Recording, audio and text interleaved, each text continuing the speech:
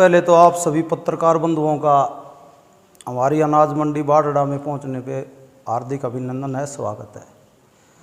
आज ये पत्रकार वार्ता जो हम कर रहे हैं, प्रेस कॉन्फ्रेंस कर रहे हैं, इसका मेन मकसद जो है ये है कि पिछली 5 अप्रैल से हमारे यहाँ अनाज आना शुरू हो गया था और किसान का अनाज जो ही निकलता है तो किसान मंडी में लेके आता है।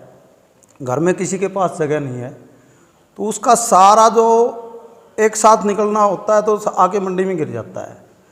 और अनाज जो है ना वो उठान न होने के कारण बड़ी धीमी गति से जो है उठान हो रहा है। सरकार ने एक पॉलिसी बना रखी है कि जब तक गोदाम में माल नहीं पहुंचेगा तब तक पेमेंट नहीं करेंगे। बहुत सारे किसान जो है परेशान हैं। अब भी मौके के ऊपर करीब 20,000 क्विंटल गेहूँ यानी 40,000 कट्टे तो गेहूँ के पड़े हैं और करीब 20,000 क्विंटल ही सरसों यानी 40,000 कट्टे सरसों के पड़े हैं। और ये सारी व्यवस्था जो है ना सरकार की जो खरीद नीति है ना उसका सही तरीके से सदुपयोग नहीं हो रहा है। गोदामों की व्यवस्था नहीं है। जो गोदाम है, अब हमारे यहाँ कोल्लावास में एक गोदाम है, सारी लोहारू का माल भी वहीं जा रहा है, डिगावा का माल भी वहीं जा रहा है, तो गोदामों की व्यवस्था सही नहीं है। ये सरकार ने सोचना चाहिए। जहाँ भी मंडी है एक उपमंडल के ऊपर एक कम से कम 8-10 लाख कट्टों का गोदाम होना चाहिए हर एक उपमंडल पे। ये सरकार ने करना चाहिए। रही बात जो किसान को आज समस्या हो रही है, बहुत सारे किसान कहते हैं कि भाई ये सारी सरसों राजस्थान से आ रही है। ये जो सरसों राजस्थान से आ रही है ये भी सरकार का नकेल सरकार ने ढीली छोड़ रखी है। जो गिरदावरी है, गिरदावरी जो कागजों में जो गिरदावरी होती है वो गिरदावरी और एक जो ऑनलाइन गिरदावरी जो होती है उसको मैच करके अगर किया जाए तो कोई गड़बड़ नहीं हो सकती। कागजों में जो गिरदावरी है उस गिरदावरी को ऑनलाइन गिरदावरी से मैच नहीं किया जाता।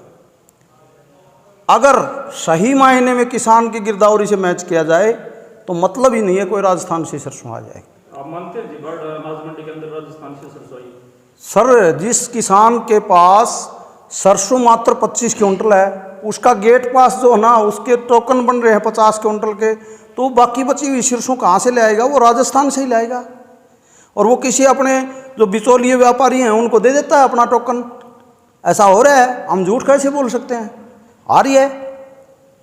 ये किसानों का आरोप है कि भाई आड़ती मिली भगत करके ले, कोई आड़ती मिली भगत नहीं करता। आड़ती को मात्र एक क्विंटल के ऊपर 40 रुपये मिलते हैं, वो अपना 40 रुपये का कमीशन कमाता है और उसके पास कोई आमदनी नहीं है। माल खराब हो जाए आड़ती भुगतेगा, घटती आ जाए आड़ती भुगतेगा, आड़ती का इसमें कोई कसूर नहीं है। बीते दिनों बारिश के कारण भी अनाज काफी मात्रा ये भी सरकार की एक, मैं कहूँगा कि सरकार ने सोचना चाहिए, सरकार की कमी है।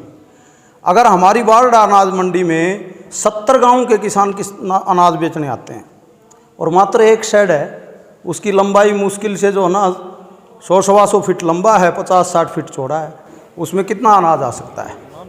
तो कम से कम यहाँ 2-3 शेड और बनने चाहिए जिससे किसान का अगर बारिश आ जाए तो अनाज शेड के नीचे सुरक्षित रह सके। सुना आपने शेड के लिए नैना चौटाला धन्यवाद तक कर दिया? बिल्कुल, एक शेड के लिए नैना चौटाला ने मंजूरी दी है और हमने उसका धन्यवाद भी किया है, क्योंकि जब जो ही हमने उनको बताया कि भाई मैडम जी हमें यहाँ एक शेड की ज़रूरत है तो उन्होंने हाँ की। और मात्र 3 दिन बाद में ही संडे के दिन एक्शन मार्केटिंग बोर्ड खुद मौके पे चल के आए, उन्होंने एस्टीमेट बनवाया। एस्टीमेट जो बना के उनकी कॉपी जो है ना चीफ इंजीनियर को भेज दी है, उसकी एक कॉपी हमारे पास भी आई हुई है और इस बारे में हमने उसका धन्यवाद किया है। तो काफी किसानों की अभी फसल बची हुई है, तो क्या आपके पास कोई मैसेज आया कि दोबारा खरीद शुरू हो गया? देखो, ये सरकार ने करना चाहिए। सरकार जो कह रही है, लोग भी कह रहे हैं कि बाहर से सरसों आती है। सरकार के पास इतनी बड़ी व्यवस्था है कि वो बाहर की सरसों को रोक सकती है। किसान का माल जो आएगा वो ट्राली में गल के आएगा, खुला आएगा।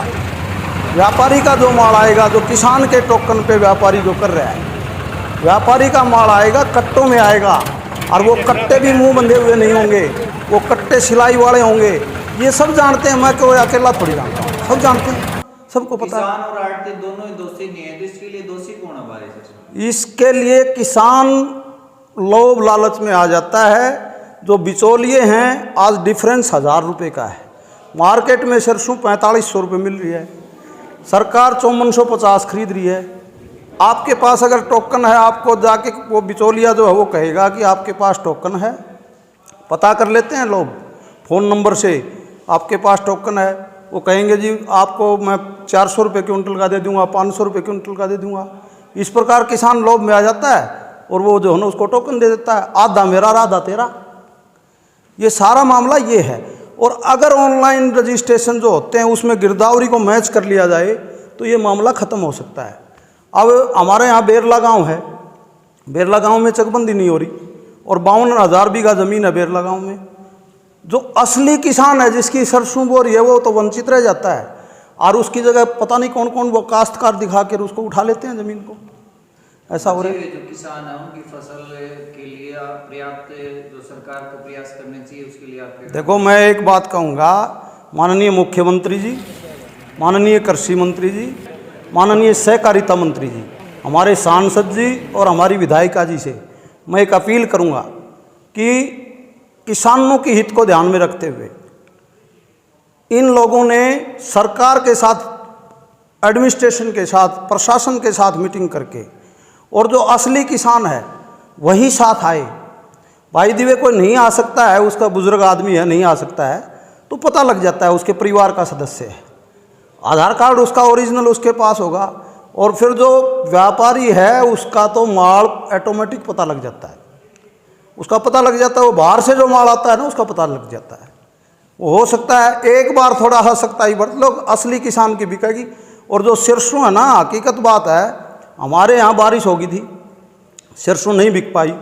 क्यों नहीं बिक पाई? उस टाइम पे निकाली, बार बार अखबार में एक खबर जाती थी कि नमी नहीं होनी चाहिए, सुखा के ले आए, सुखा के लेके आने वाली बात थी। तो वो जब सुखा के लेके आए उस टाइम पे मंडी बंद होगी। वो किसानों का कहना है कि ऑनलाइन उन्होंने कुछ करवाया था, ऑनलाइन कुछ हो रहा है, तो ये ऑनलाइन का क्या लगता है? वही तो बात है, जहाँ ऑनलाइन करवाया था, किसान ने करवा दिया, उस ज़मीन को किसी आदमी ने पहले से ही उठा रखा है, तो वो तो कंप्यूटर तो उसको डिलीट कर देगा ना, वेरीफाई नहीं करेगा। ऑलरेडी हो चुकी है, आपके नाम से रजिस्ट्रेशन हो रहा है और वो ज़मीन पहले से उठी हुई है, तो कैसे बनेगी बात? किसानों से क्या आह्वान करना चाहिए?